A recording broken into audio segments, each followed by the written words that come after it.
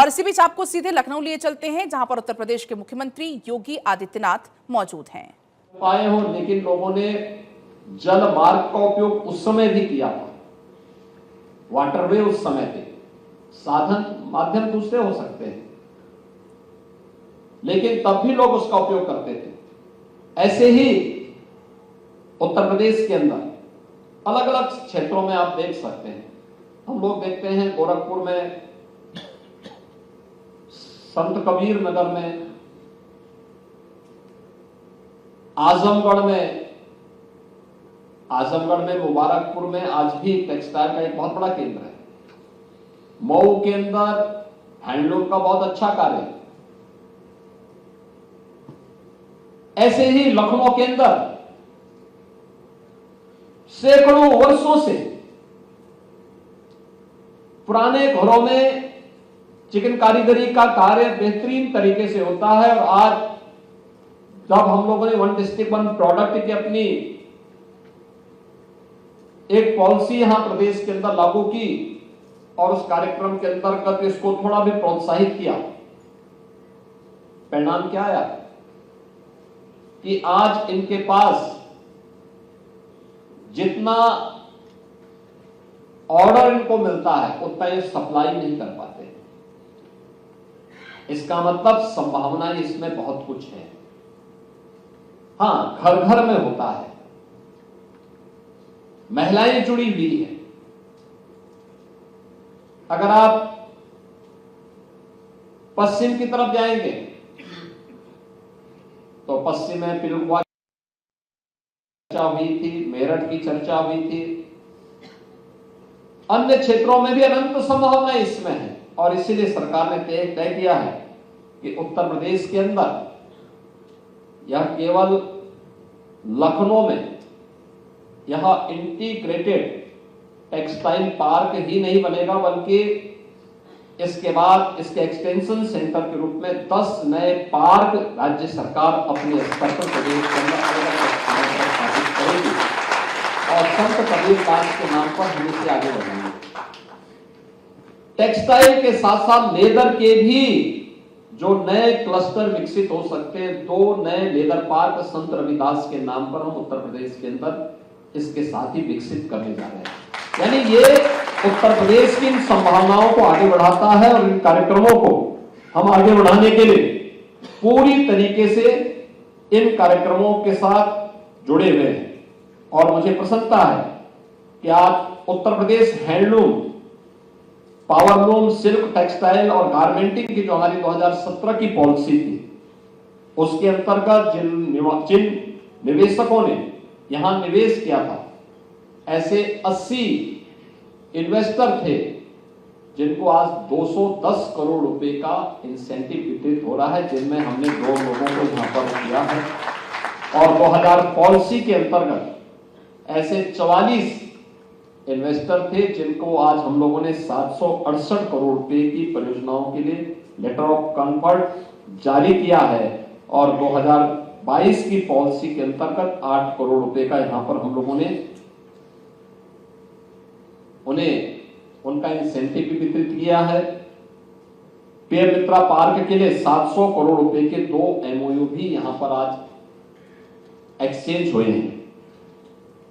पेय मित्रा पार्क के बारे में जो आदरणीय प्रधानमंत्री जी ने यहां पहले ही बात कही थी कि हम लोग इसको 5F से जोड़ेंगे, यानी farm to fibre, fibre to factory, factory to fashion और फैशन टू फॉरेन, यानी हम इसको एक्सपोर्ट भी कर सकते हैं।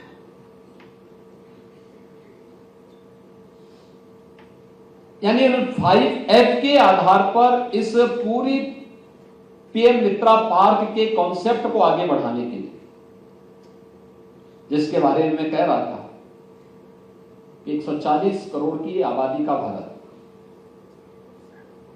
और टेक्सटाइल की कोई ऐसी इंटरनेशनल। तो आप सुन रहे थे उत्तर प्रदेश के मुख्यमंत्री योगी आदित्यनाथ को।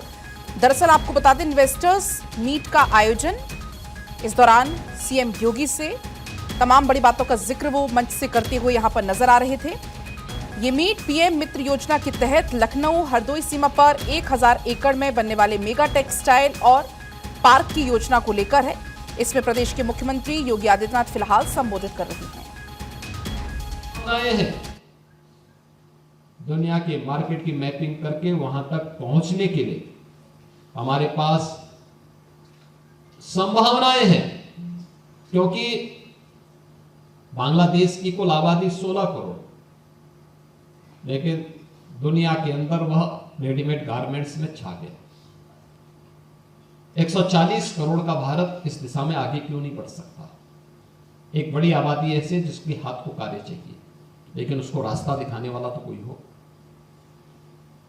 उसकी ट्रेनिंग के कार्यक्रम को आगे बढ़ाना, उसकी डिजाइनिंग के साथ, पैकेजिंग के साथ, क्योंकि हर एक का अपना महत्व है, और उस कार्यक्रम के साथ अगर हम जुड़ेंगे तो उन सभी कार्यक्रमों को एक साथ हम कर पाएंगे। और इसमें इसीलिए प्रधानमंत्री जी ने इस बात को कहा कि पीएम मित्रा पार्क उसका कॉन्सेप्ट बहुत साफ है।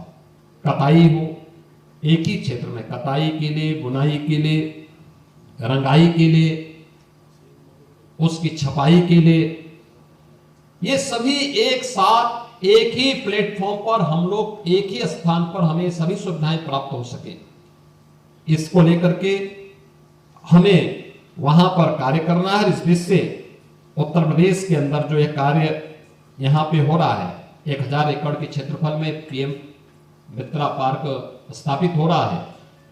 यह लखनऊ सिटी से एकदम सटा हुआ क्षेत्र है। आउटर रिंग रोड, जो 6 लेन का आउटर रिंग रोड बना है, यहां से 4 लेन की कनेक्टिविटी राज्य सरकार उपलब्ध कराने जा रही है। मैंने पहले भी कहा कि रोड की कनेक्टिविटी में आज के दिन पर उत्तर प्रदेश देश के अंदर सर्वाधिक एक्सप्रेस हाईवे रखने वाला राज्य है। गंगा एक्सप्रेसवे बनने के बाद 55% एक्सप्रेसवे उत्तर प्रदेश के पास होंगे देश के। रेलवे का सबसे अच्छा नेटवर्क हमारे पास। यहां से कानपुर का जो हमारा इस इनलैंड वहां पर जो हमारा यानी उत्तर प्रदेश का, हम लोग यहां पे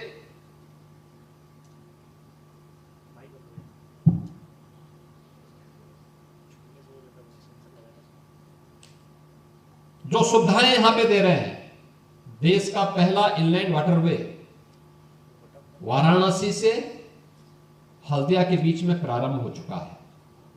पूर्वांचल एक्सप्रेसवे लखनऊ से वाराणसी तक पहुंच चुका है।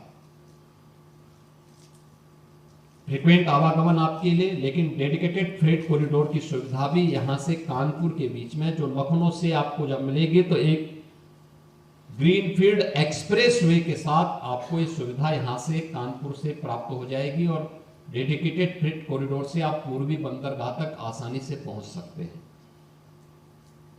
कनेक्टिविटी का भी इश्यू नहीं।